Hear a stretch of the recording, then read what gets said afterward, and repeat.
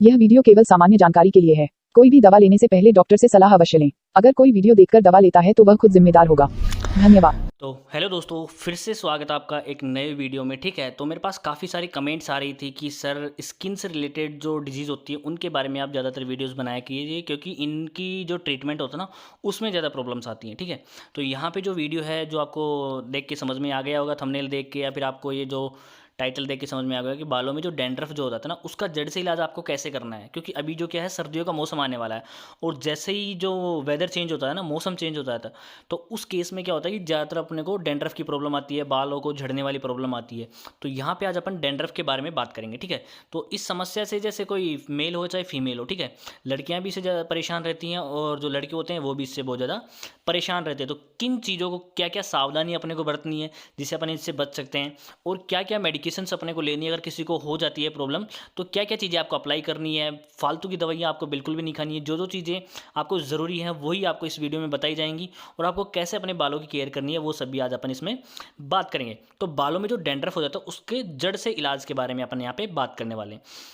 तो किसी भी डिजीज़ के बारे में अगर अपन बात करते हैं तो सबसे पहले उसके सिम्टम्स और कोजेस के बारे में जानना बहुत ज़्यादा ज़रूरी है। ठीक है, तो सिम्टम्स की अगर मैं बात करूँ लक्षणों की, तो फ्लैकी स्कैल्प। ठीक है, फ्लैकी स्कैल्प मतलब कि जो स्कैल्प होती है ना उस पर अपने को जो छोटे छोटे टुकड़े से ऐसे दिखते हैं ना, कि जो फ्लैकी फ्लैकी फ्लैक्स टाइप में। ठीक है, फ्लैक्स से अपने को स्काल्प स्किन ऐसे दिखने लग जाती है। ठीक है, उसके बाद में ड्राइनेस और इचिंग। ठीक है, सूखी सूखी जो जो फ्लैक्स जो होते हैं वो अपने को ड्राइनेस दिखते हैं, सूखे सूखे दिखते हैं, उनमें कभी कभी खुजली चलने लगती है। ठीक है, और थर्ड नंबर पे है ऑयली स्काल्प एंड हेयर। ठीक है, अब आप बोलोगे सर यहाँ पे ड्राइनेस भी आपने लिख दिया सिम्टम और ऑयली स्काल्प भी लिख दिया।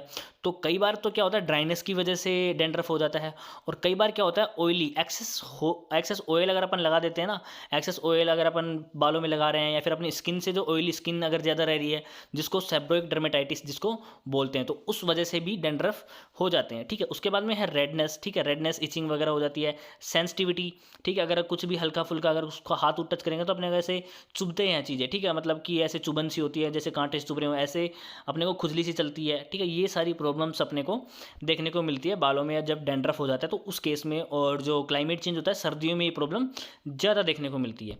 अब इसके पीछे कारण क्या है, कोजेस क्या है, किस किस वजह से डैंड्रफ होता है, तो ड्राई और ऑयली स्किन जिसकी अपन अभी बात की है। दूसरा जो मेन कारण है वो है मेलेजिया यीस्ट। ठीक है, जो ये यीस्ट का जो अपने बालों में जो स्काल्प जो होती है उस पर ये नेचुरली पाई जाती है। ठीक है, लेकिन कभी अगर इसकी जो ओवर ग्रोथ हो जाती है, ठीक है, अगर ओवर ग्रोथ हो जाती है तो ये फिर क्या करती है, डैंड्रफ का रूप ले लेती है। ठीक है, डैंड्रफ कोज कर देती है, बहुत ज़्यादा बालों में डैंड्रफ हो जाते हैं। ठीक है, तो उस केस में अपने को जो यीस्ट के लिए जो दवाइयाँ यूज़ करनी पड़ती हैं। ठीक है, उसके बाद में कुछ हेयर प्रोडक्ट्स जो होते हैं उनके अगर अपने को सेंसिटिविटी ज़्यादा है, इचिंग वगैरह हो सकती है, रिएक्शन वगैरह हो सकती है। ठीक है, डाइट और स्ट्रेस, अगर अपन का अच्छे से डाइट नहीं ले रहे हैं, स्ट्रेस बहुत ज़्यादा ले रहे हैं, तो उस केस में ऐसा हो सकता है।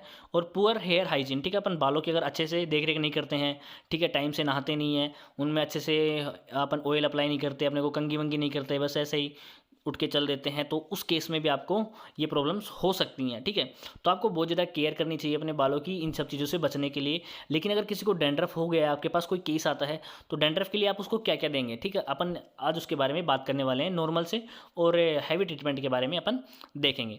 तो सबसे पहले अगर मैं बात करता हूँ उसके ट्रीटमेंट की, तो सबसे पहले आपको यूज़ करना है कैंडिड टीवी शैम्पू। ठीक है, कैंडिड टीवी शैम्पू के अंदर आता है क्लोट्रीमाजोल और सेलेनियम डाइसल्फाइड। ठीक है, क्लोट्रीमाजोल यहाँ पे जो फंगल इन्फेक्शन जो हो रहा है, ठीक है, जो यीस्ट जो अपने अगर स्काल्प में जो ओवर ग्रोथ हो रही है तो उसको ख़त्म करता है। सेलेनियम सल्फाइड जो होता है ना, जो इचिंग जो हो रही है और रेडनेस जो हो रही है, फ्लेक्स जो बन रहे हैं, ठीक है, जो सेबोइक डर्मेटाइटिस होता है उसके ऊपर काम करता है। ठीक है, तो ये जो कोज होता है कारण उसको ख़त्म करता है, जिससे डैंड्रफ बिल्कुल ख़त्म हो जाते हैं। तो आपको जो ये कैंडिड टीवी की जो शैम्पू आती है, आपको हफ्ते में 2 बार या फिर मैक्सिमम 3 बार आप इसको लगा सकते हैं। ठीक है, आप उसको ऐसे हल्के हाथों से लगा के 5-10 मिनट छोड़ के फिर आपको नहा लेना है। हफ्ते में 2-3 बार अगर आप ऐसा करते हो तो महीने भर में आपका जो है डैंड्रफ बिल्कुल ख़त्म हो जाते हैं। ठीक है, उसके बाद में साथ में ही अगर आपको कैंडिड टीवी शैम्पू से अगर नहीं हो रहा है तो आप उसको डैन क्लियर शैम्पू भी, अगर आपके पास ये अवेलेबल नहीं है तो डैन क्लियर शैम्पू भी आप उसको यूज़ कर सकते हैं। अगर आप उसके अंदर खुजली बहुत ज़्यादा चलती है, ठीक है, तो उस केस में आप उसमें डैन क्लियर जिसके अंदर आता है कीटोकोनाजोल,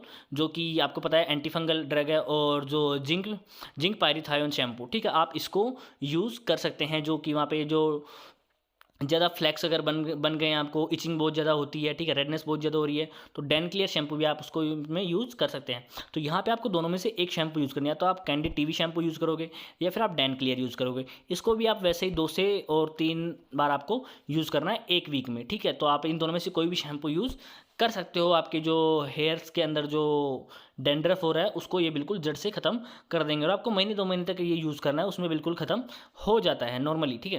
उसके बाद में अगर किसी को ज़्यादा इचिंग चलती है, खुजली बहुत ज़्यादा चलती है, सेंसिटिविटी ज़्यादा रहती है, ठीक है, इचिंग रेडनेस बहुत ज़्यादा रहती है, तो उस केस में आप उसको एंटीहिस्टामिनिक ड्रग दे सकते हैं, जिसके अंदर टैबलेट अट्रैक्स 25 mg की जो ड्रग आती है, ठीक है, उसको आप दिन में 1 बार दे सकते हैं। अगर किसी को ज़्यादा प्रॉब्लम है तो दिन में 2 बार इसको खाना खाने के बाद में दिया जा सकता है। तो 1 टैबलेट सुबह और 1 टैबलेट शाम को खाना खाने के बाद में अपन इसको दे सकते हैं। इतना सा अगर आप किसी को भी ट्रीटमेंट देते हो तो 99% केसेज में क्या होता है कि वो जो डैंड्रफ होता है ना वो बिल्कुल खत्म हो जाता है, क्योंकि वो यीस्ट या ड्राइनेस या फिर सेबोरिक डर्मेटाइटिस, एक्सेस ऑयल की वजह से, इन सब चीज़ों की वजह से होता है, जो नॉर्मली इन सब जो अपन शैम्पू ये जो लगाते हैं इनसे बिल्कुल खत्म हो जाता है, ठीक है।